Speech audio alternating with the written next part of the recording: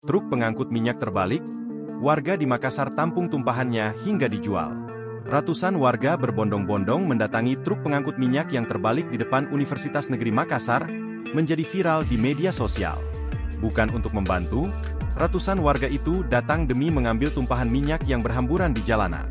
Dilansir melalui unggahan akun Instagram _ID Jumat, 25 Oktober 2024, sejumlah warga bahkan terlihat membawa galon air untuk menampung minyak yang menggenang di jalan. Peristiwa nahas itu di Beberkam terjadi pada Kamis, 24 Oktober 2024. Diduga lantaran rem blong dan kehilangan kendali, truk pengangkut kontainer yang membawa minyak tersebut terguling lalu terbalik di pinggiran jalan. Mobil kontainer pengangkut minyak menabrak lalu terbalik di depan gerbang kampus UNM diduga akibat rem blong. Warga pun menyerbu mengambil minyak yang tertumpah di jalanan. Kamis pagi, 24.10, terang unggahan tersebut. Malangnya lagi minyak yang berada di dalam kontainer pun mengalir keluar hingga menggenang di jalanan.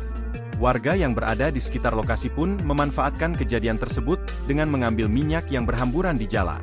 Sambil berdesak-desakan mereka membawa tempat penampungan mulai dari baskom, ember, bahkan galon. Wadah-wadah tersebut diletakkan tepat di bawah kontainer yang mengalami bocor. Bahkan saking banyaknya minyak yang berhasil dikumpulkan, tampak seorang pemuda yang berjualan di dekat lokasi kejadian. Minyak goreng yang berhasil dikumpulkan dari kontainer terbalik itu diletakkan dalam botol air mineral berukuran 1 liter.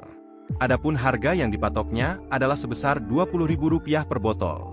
Di lokasi kejadian pun terlihat para anggota polisi yang berjaga dan berusaha mengamankan warga agar tidak ada kericuhan saat berebut minyak.